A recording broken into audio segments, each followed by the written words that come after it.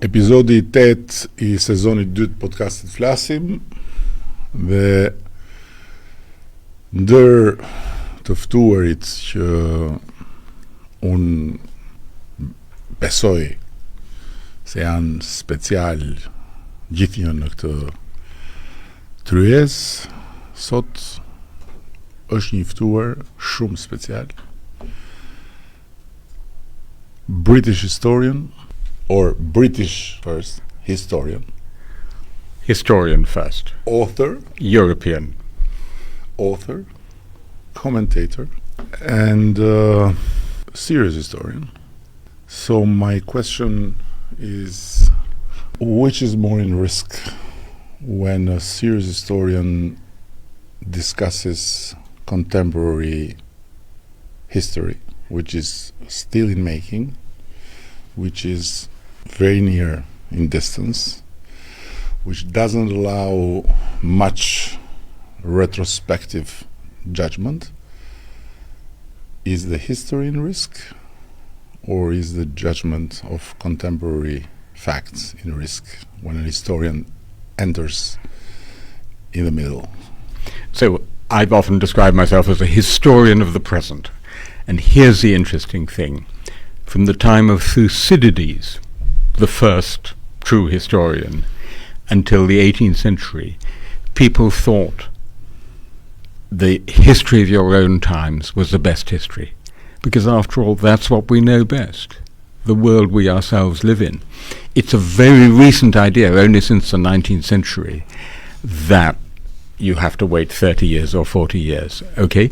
So this book took me just 50 years to write, 50 years of traveling around Europe, writing it all down in my notebook. What I know uniquely is what it was like to be there, in East Germany being spied on by the Stasi, or when the Berlin Wall came down, or the Velvet Revolutions of 1989, or Kosovo in 1999. What I know now is the consequences. So I think it's not a contradiction, they're complementary. Yeah, this is a good way to advocate for both and to kind of advocate for what you do. But still there is a risk. I'm not saying a contradiction, but a risk. Well, if I may, can I just come back on that? Because the problem with the historian who does the typical thing that the academic historian does and wait 30 years or 40 years is what the philosopher Henri Bergson called the illusions of retrospective determinism, the almost irresistible temptation to believe that what actually happened somehow had to happen. So take the end of communism, right? The fall of the Berlin Wall, the end of the Cold War, the end of communism in Albania. To people today, it looks as if it was somehow inevitable. You know very well it was anything but inevitable. And so what you lose is that sense of how it seemed to people at the time and what people didn't know at the time. So that's the advantage of starting writing the history from the moment of the present. So then we go to the other question, which is, when you write your opinions, strong opinions, I must say, about current events, you write history, or you try to set a possible direction for your readers based on how you read the moment and also on what you learn from history? So I would say the historian and the journalist, and I'm both. This is the problem. It's not a problem. It's a great advantage. Both fundamentally about seeking the truth. It's very simple.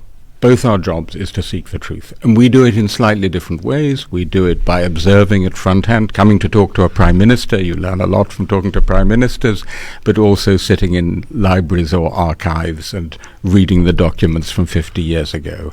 So I don't think that is the tension. The tension comes when you start thinking of yourself, I call it Kissingeritis, when you start thinking of yourself as a decision maker, and you're trying to almost be a government and make a government policy, rather than what is our job, which is to try to seek the truth and then to tell it as it is, to speak truth to power.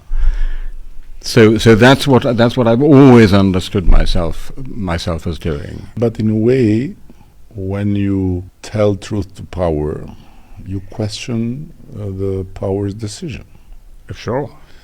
And when you question the power's decision and you say, it's not my job to make decisions, you somehow put yourself even above the decision maker, and without saying it, you pretend to have a better truth than the truth that leads the decision maker to his or her decision. So here's the thing. Democracy depends on separation of powers. You have the judiciary, you have the legislature, the executive. I'm fine with that. And I think but don't escape. No, I'm not escaping. There's an intellectual equivalent of the separation of powers, which is we're playing different roles.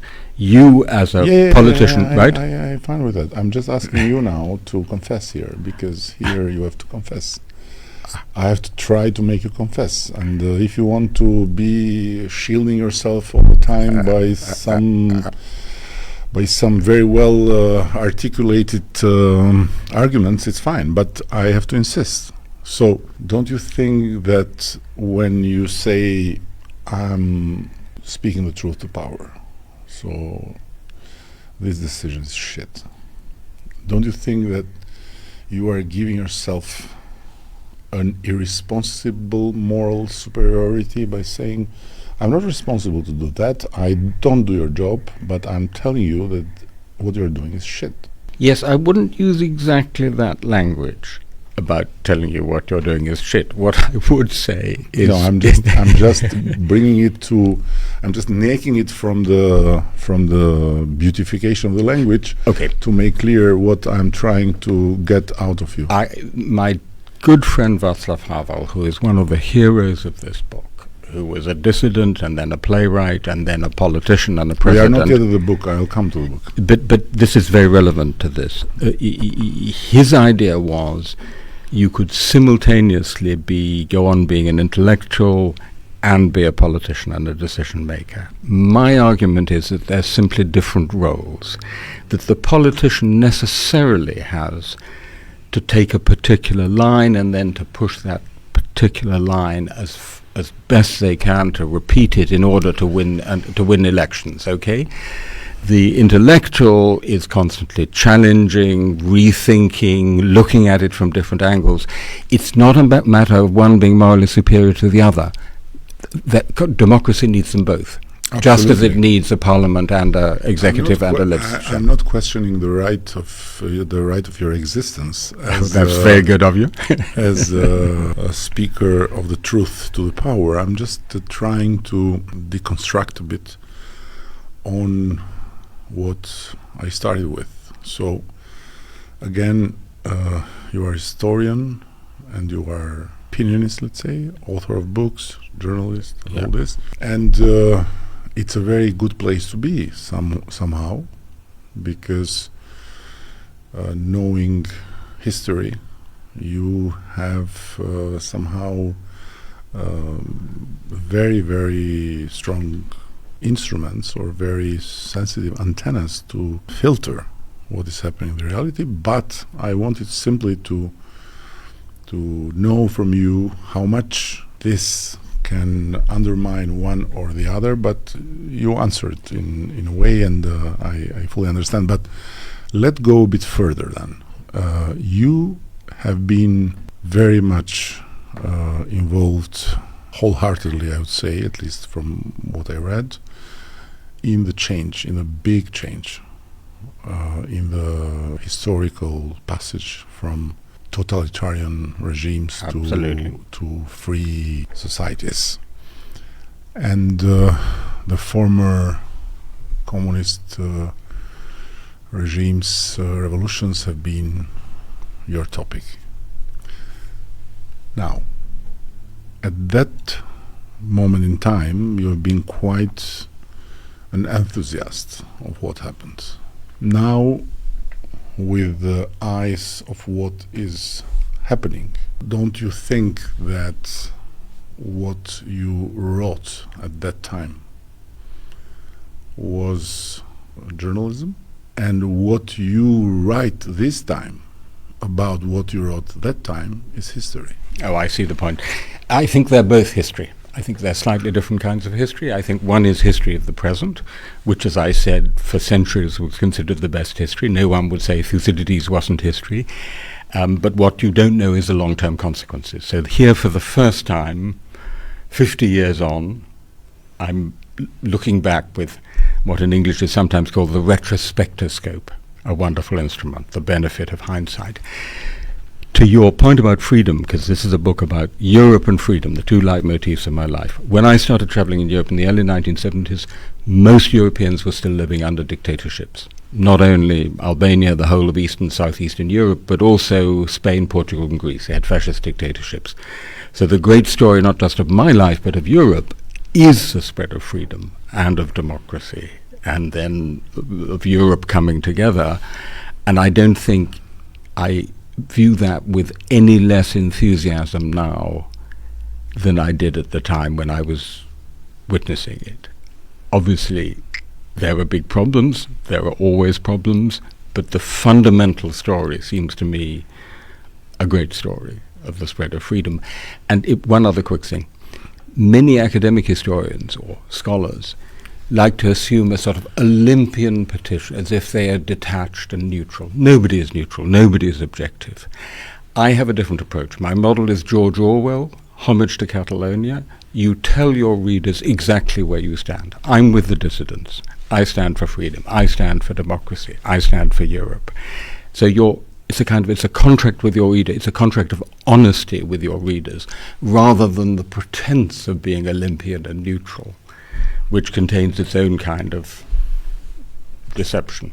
Yeah, I tend to agree with you in that. And the following is, what has gone wrong between what you witnessed in the beginning of this incredible change? And nobody, I think, questioned that this was really a big and positive change.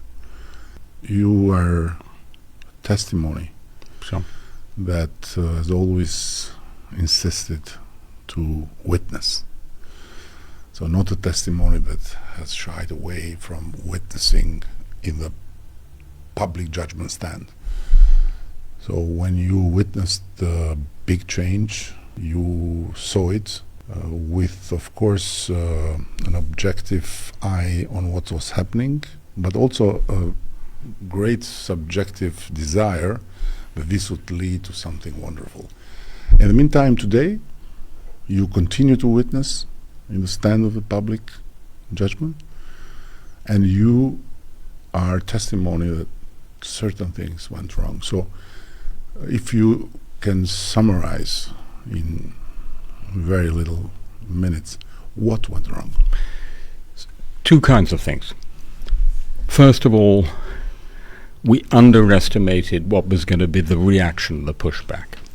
Classic example, the Russian Empire, the Russian Soviet Empire, right? We know from history about declining empires. They don't like it. Ask the British, ask the French. So when the Russian Soviet Empire just softly and suddenly vanished away in just 3 years, 1989 to 91, we should not have assumed that was the end of the story. I tell in the book the story of meeting Vladimir Putin in 1994, and he's already talking about Crimea. He's already talking about Russia getting back some of the territories that were always Russian. So that's about not anticipating what the other side were going to do, that Russia was going to try and get its empire back. The other half of the story is about our own mistakes. We, as liberal Europeans, and this is also a book of self-criticism, hubris, our old Greek friends, by the early to mid-2000s we assumed everything was just going to go on going our way, and that's precisely the moment, 2007, 2008, when it started going wrong in so many respects. We spoke a great deal about the other half of the world, the international community, Europe. We neglected the other half of our own societies. So I think it's them, but it's also us. The other half meaning? Meaning the people who voted for Brexit, the people who voted for Jaroslaw Kaczynski, the people who voted for Donald Trump. We'll come to Brexit.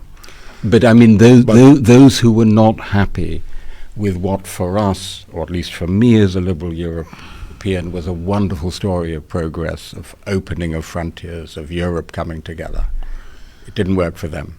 But I think that, yes, and also it went wrong somehow for them, but it didn't went right also on the other side of the hemisphere, where them who were somehow our role model, our source of inspiration, our shining cities on the hill, had also this half and half.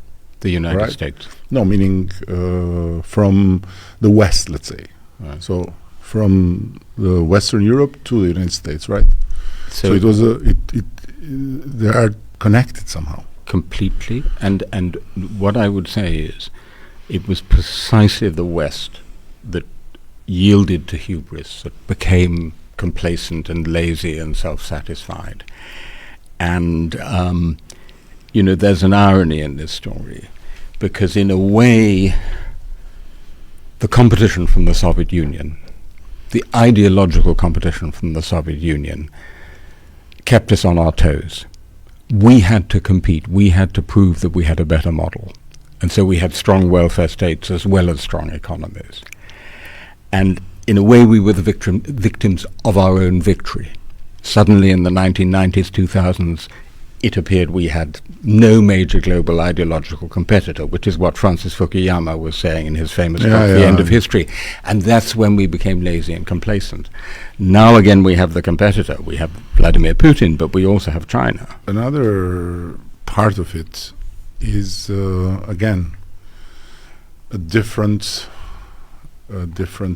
testimony of yours, that you are the same person, but once upon a time, and not a long time ago, you had a very nice way to explain what Britishness was.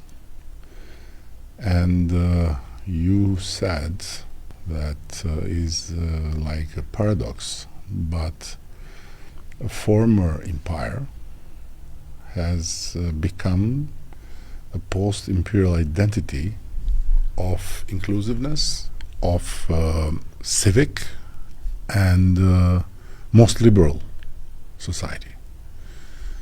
This was before, and now what is the Britishness? Because I don't think that it is there anymore. I would respectfully disagree. Tell me why. I want good news. Here's the good news. What other European country can you find which has a Hindu prime minister, a black foreign minister, and a Muslim mayor of London? That fantastic capacity to embrace not just Scots and English and Welsh and Irish, but also people from all over the world. No. I agree, but there is a but here. This, what you described, is the product of what you already explained at that time. So at that time, you detected this Britishness, okay? And you said, this is Britishness. So let's say the seeds and the whole climate that was there has made possible that this kind of tree grew, and these names are the fruits of it. But do you think that today's Britain would be able to continue in 10 years or 20 years time produce the same with what we are seeing, the anti-immigration rhetoric, the very strong support for ideas and notions that at the time you described the Britishness would have sound like some fringe, outrageous, never electable opinions. So I don't think, I mean, for me, Brexit was the biggest political defeat of my life. My whole life has been about Europe. I'm an English European. So for Britain to cut itself off from Europe is a tragedy for Britain, but also, I think, for the European Union and the future of Europe. But I don't believe Brexit has cut down that oak tree of Britishness that you're describing. I think it's still there. There's still hope. And and by the way, because you and I were just talking a moment ago privately about migration.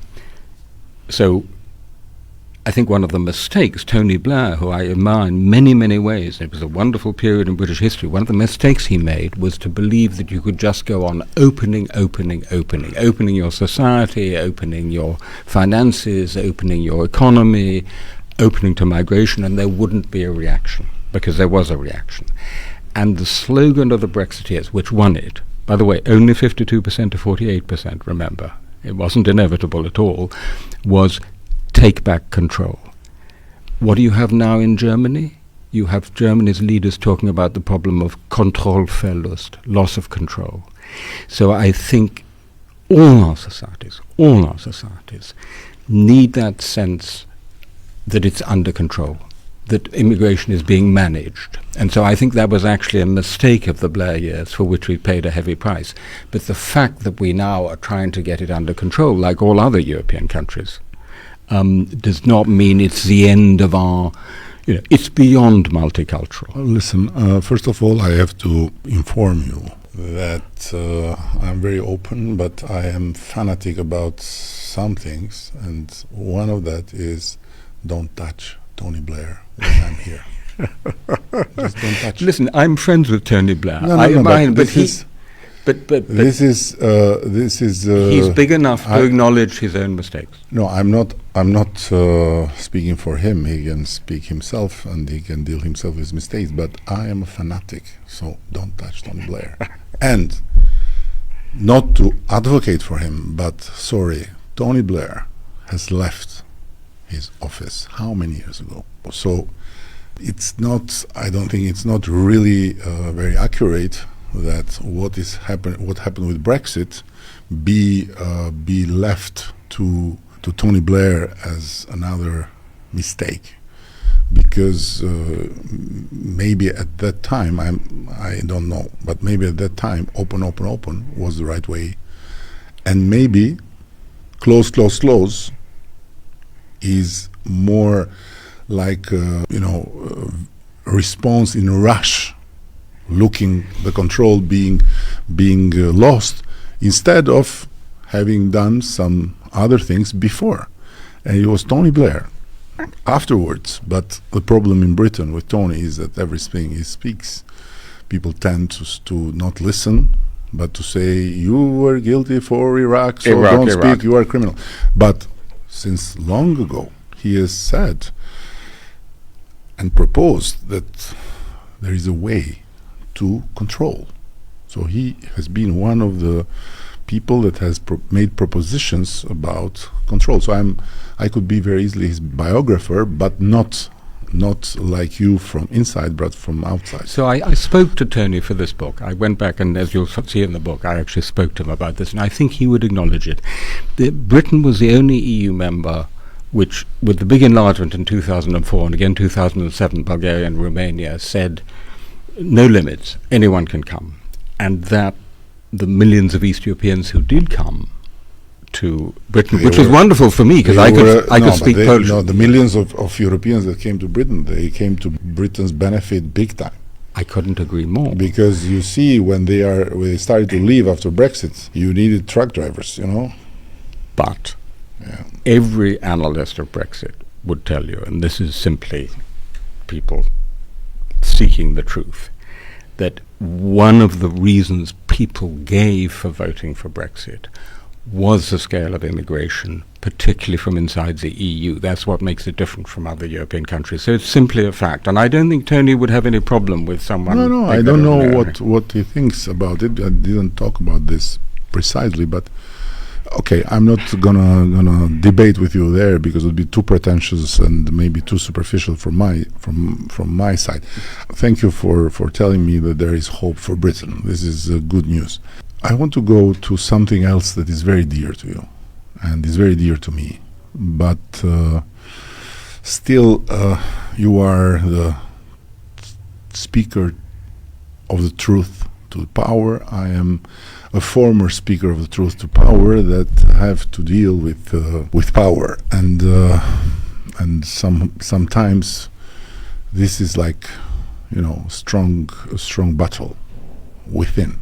I'm talking here about the freedom of speech, which is very dear to you, and you have even wrote the role of Europe in political freedom, diversity, free speech, and you have wrote something that I want to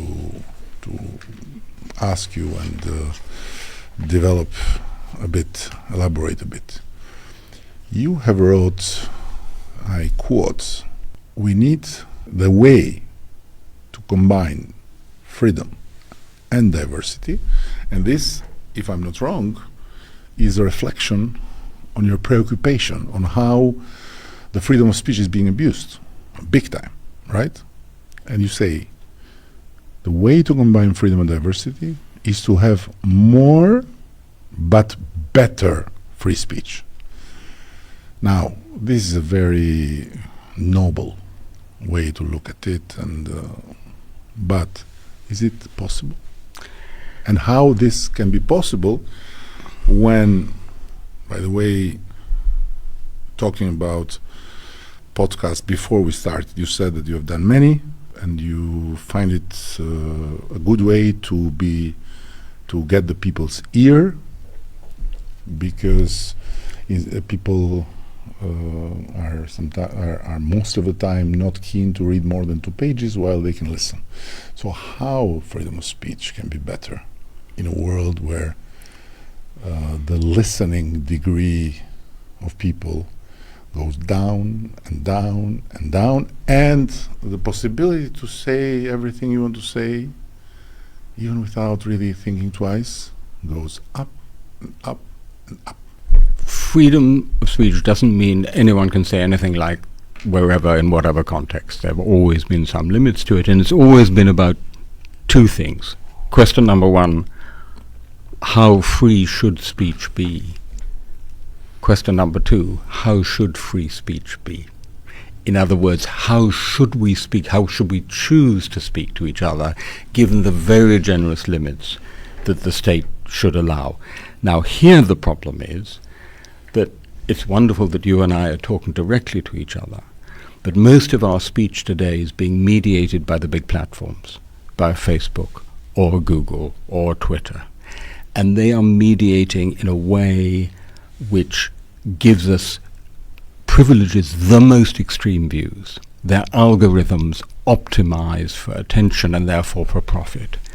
And you know, the structure of the way in which what I call the private superpowers, these platforms, is giving us worse speech rather than better speech, is for me one of the deep structural problems. I mean, take Twitter. I don't know if you're on Twitter, aren't you? Yeah. So I absolutely love Twitter because it was like the ancient Greek marketplace. I mean, it was a public platform where people spoke publicly. If they'd said something stupid, they were contradicted. Elon Musk takes it over, needs to make more money, and the quality of the platform has gone way down. So that's only part of the answer, but I think an important part of the answer. Yeah, but this is not really the answer of how. This is the answer of why. And absolutely, this is one of the reasons why the quality of free speech is deteriorating. Yeah. The quantity of bad speech, if I may say this, is augmenting. Yeah. And the effect on the young people is devastating. Yeah. So I always remember my first encounter with the free speech world when I was asked to publish something in The Guardian. It was in the 90s, and It was out of problem I had to get a visa in the British Embassy in Paris. I was invited by a friend in London. My friend was angry, and he said, write something, and I'll ask the Guardian to publish. And it was like, wow. So I write something. At that time there was no mobile phones, and I send it. And when I come back to my atelier in Paris, I just listen to the answering machine, and I hear a voice, Mr. Rama, I'm calling you from the Guardian, and I'll need to talk to you. So your article cannot be published tomorrow because we need to talk. I said, what happened with my article? But it was too late. So I call, or she calls, or whatever he calls, in the morning, and I was asked about the title, which is perfectly fine, and I was asked about 2 changes that were perfectly fine, totally mild. And I said, I was shocked. I said, but you didn't publish the article because you wanted my authorization for this change. Of course. And the second experience I had, again with the free speech world, was with New Yorker, when Jane Cramer came here to make a portrait of mine as mayor. She spent a week here, and she asked people and this and that, and talking to me, and before leaving she said, Eddie, you have to pass through something that is not really an exciting experience, but is the fact-checking. I never heard about fact-checking. And then they started to send by email questions. And in one point in the article, in talking to her, I said, when I met this person, she was dressed in red. And they sent email to that person, do you agree with the quote, you were dressed in red? I wrote to Jane, I said, Jane, this is not fact-checking, it's KGB. And her answer was, ha ha ha, it should be a reason why New Yorker never lost a court case. Now, sorry, but from that to the melting pot of all kind of rubbish, all kind of disgusting, not filtered, not even thoughts, but just throws out from the, belly to the public. It's 2 completely different civilizations. Yeah. The Guardian's still going and still has I had a third experience with a German paper, 2 journalists last year, coming to me, Der Spiegel, by the way, and they made an interview, and they asked me to review, and I said, this is incredible, this is fantastic, never had this with journalists lately. And the woman said, we continue to do this, but keep in mind that when cuts of personnel occur in the editing world, fact-checkers are the first to be cut. So here's the problem: the motto of the Guardian. I think she implied it will not be there for a long time. So here's the problem: the motto of the Guardian, going back to a great 19th century, early 20th century editor, was comment is free, but facts are sacred. And now they say comment is free, but facts are expensive. In other words, it requires a tremendous investment of time and effort and money to keep to the facts. If I may say so, I was having a conversation here in Tirana a couple of days ago, and a friend of mine said, if I'm outside the country and something happens in Albania, if I just go to Albanian online media, I find it very difficult to establish what the facts are, because there's not a reliable fact-check place. You are completing the panorama, and thank you for that. So the question is back: how the hell we can have a better speech Okay. In this kind of atmosphere that does not encourage improving the speech, does not press improving the speech, does not really ask improving the speech, and where the freedom of reach has completely replaced the freedom of speech. So newspapers, people in newspapers say, listen, if I check, I'm lost because the other one will publish. So the news is out. So whatever it is, it's out. So I have to follow. So I would go at it from two sides. First of all, what I started saying about the conditions of production. In other words, how does this stuff come to us? It comes from these big platforms, it comes from newspapers, from the television, okay? So if you have your Guardian, your Economist, your FT, and your BBC, where these facts are checked, you're getting the clean air of good speech into the society. 3 years ago, the US and Britain were both hyper-polarized, utterly divided societies, Britain because of Brexit. Today, Britain is nothing like so divided, and the US is more divided. Why? We have the BBC. We have reasonable, reliable media where people actually can distinguish between facts and hysteria and fiction. The other side of it is, I'm sorry to say this, but education. If you go into a food shop and you buy a sandwich, you get a label which tells you exactly what all the ingredients are.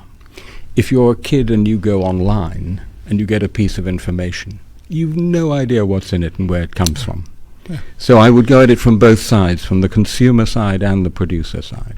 Yeah, I don't know. I just I'm closing this part by recalling here a great man, another person of whom I'm fanatic. He's not alive anymore, Michel Rocard, right, the great French politician, the greatest prime minister of France, in my view, after Second World War, and one of the greatest political thinkers who, before dying, gave an interview and said, "Internet has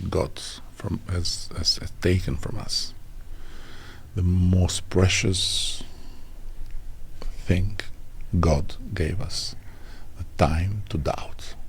There's no more time to doubt.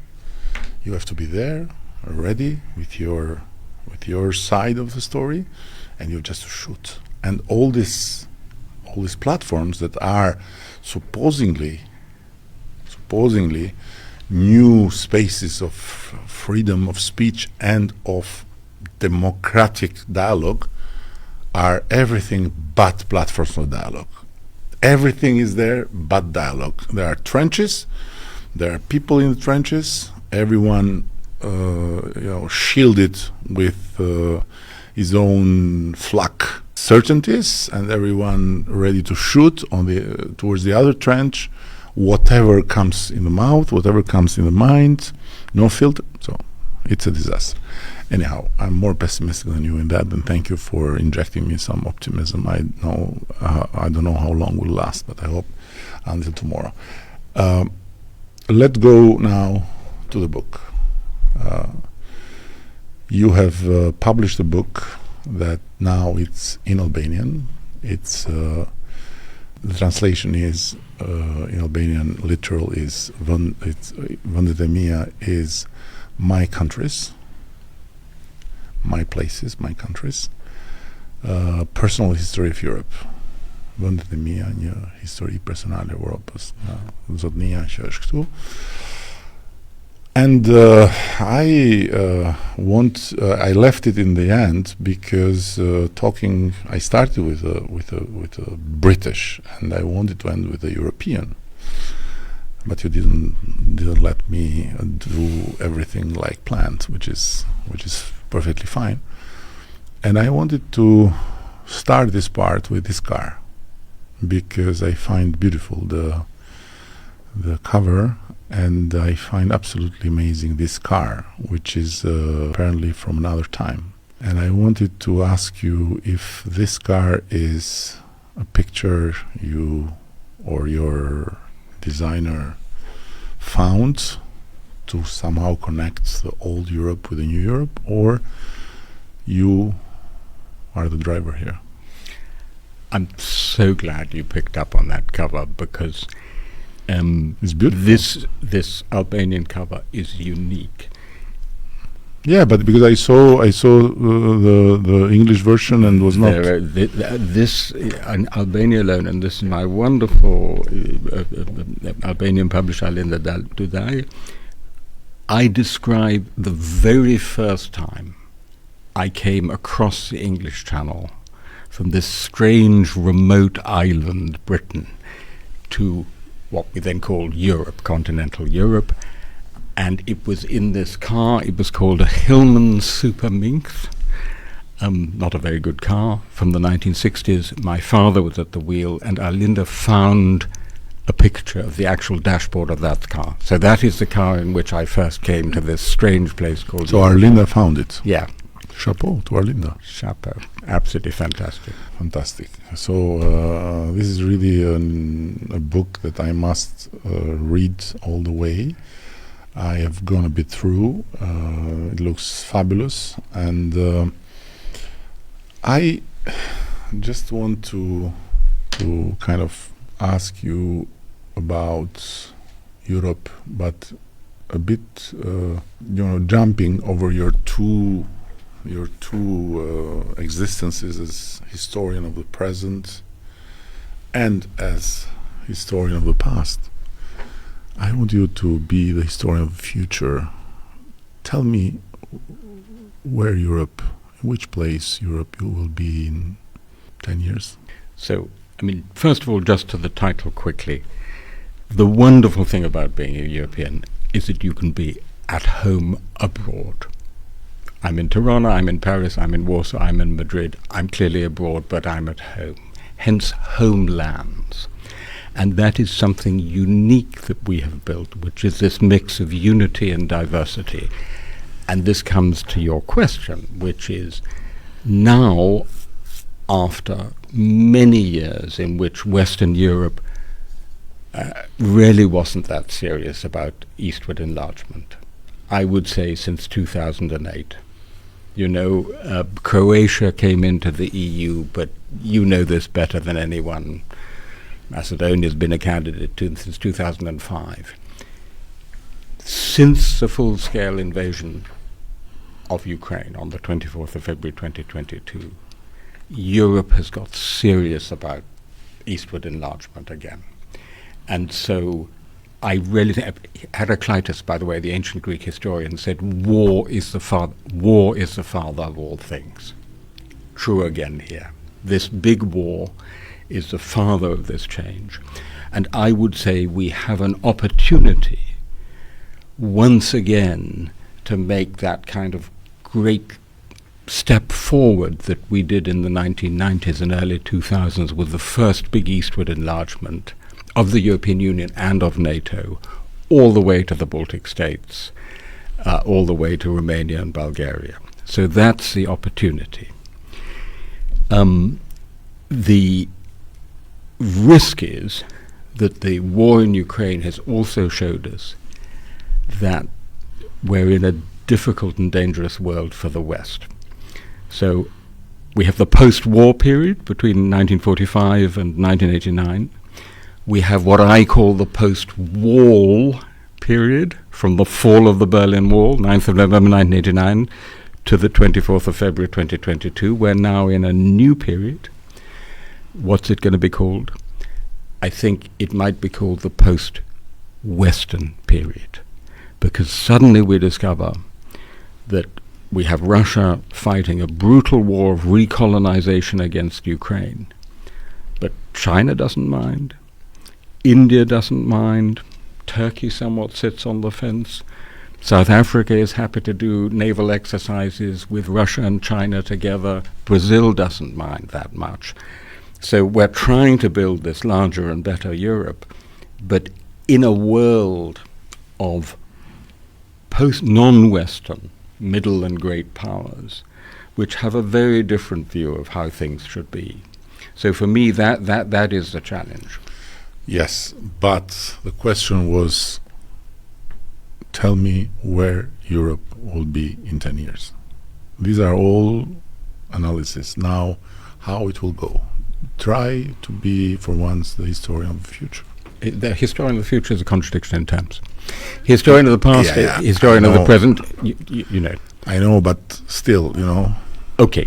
I'm challenging you to survive this contradiction in terms. So first of all, the great motto of the Albert Italian Antonio Gramsci, pessimism of the intellect, optimism of the will. If you look at all these huge challenges we face, plus climate change, plus demography and development, it's difficult to be intellectually optimistic.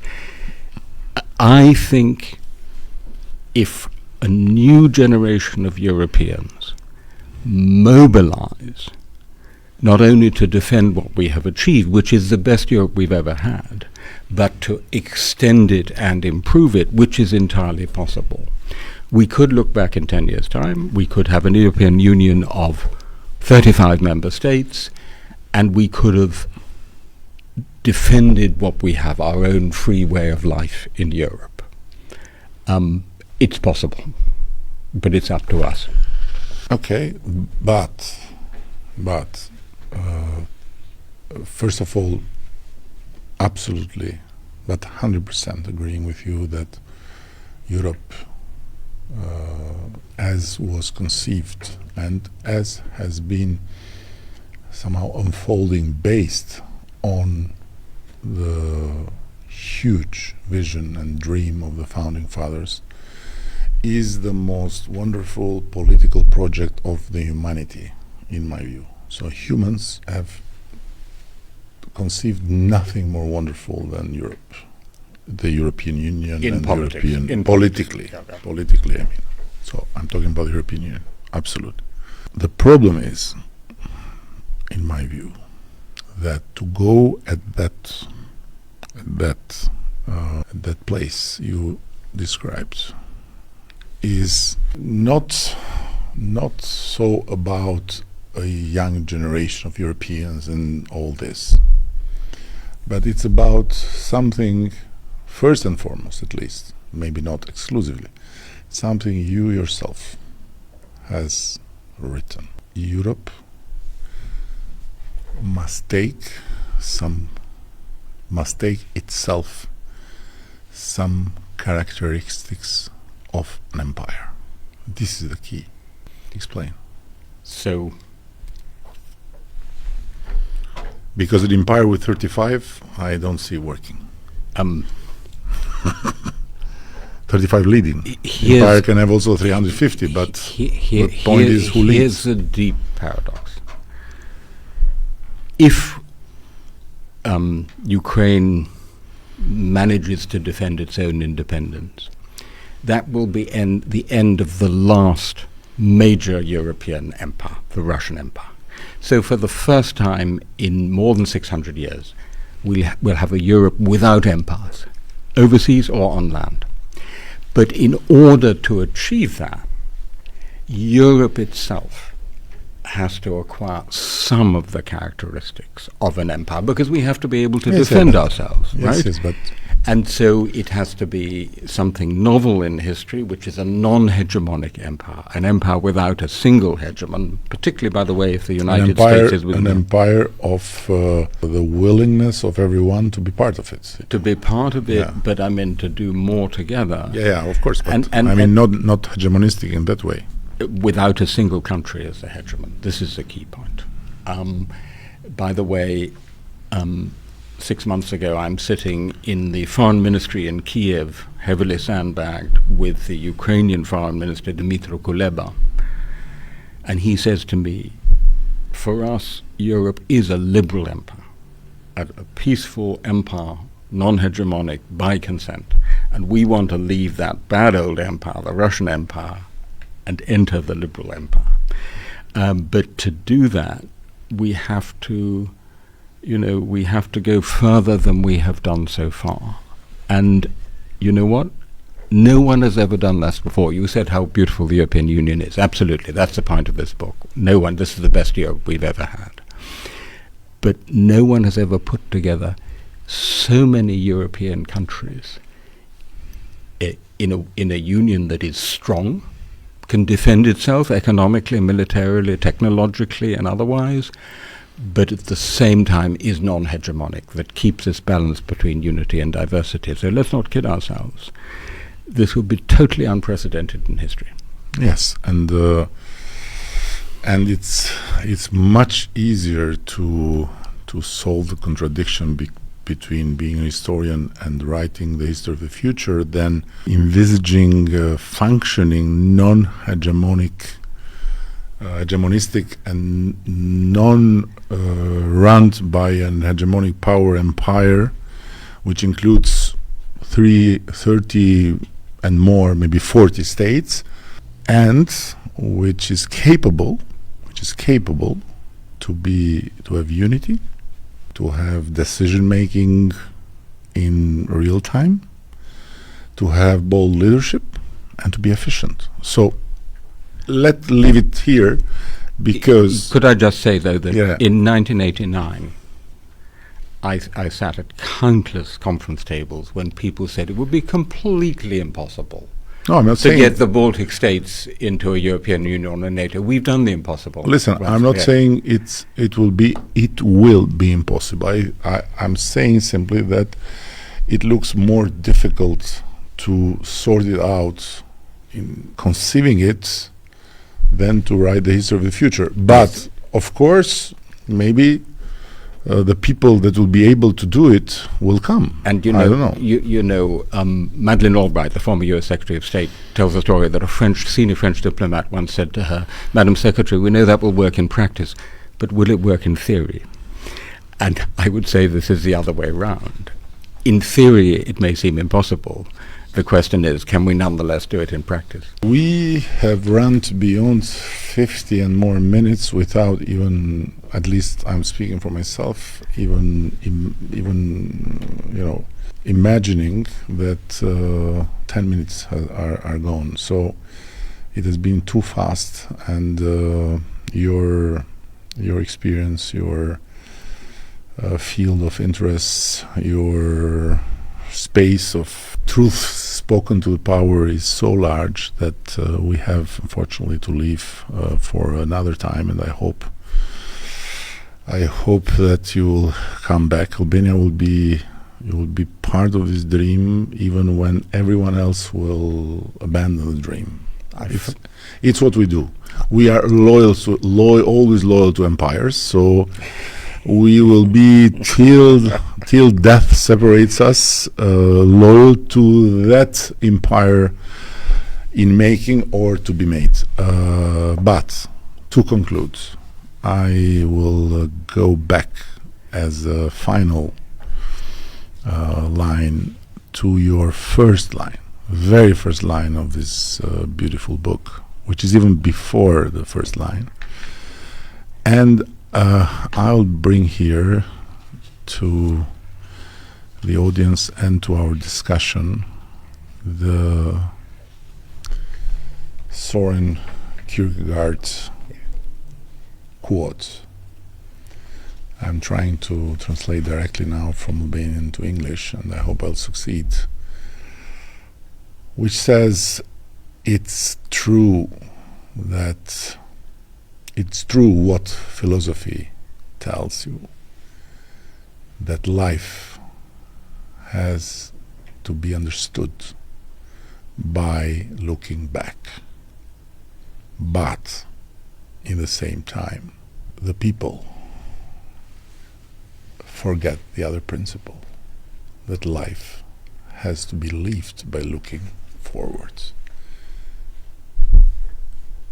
Don't you think that what happened in that moment we talked a lot today of anti-totalitarian revolutions was a big strength and an immense energy in looking forward and in just wanting to not look back anymore, while what we are living today is more and more the consequence of looking backwards much more than looking forward.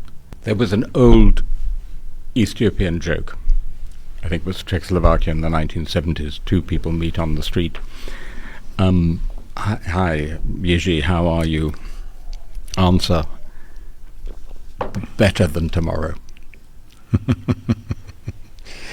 So that was then. That was how we thought about the future then. And then someone like Václav Havel came along and said, no, I'm not going to accept that fatalism about that world. I'm not going to be like Stefan Zweig, who said everything was finished.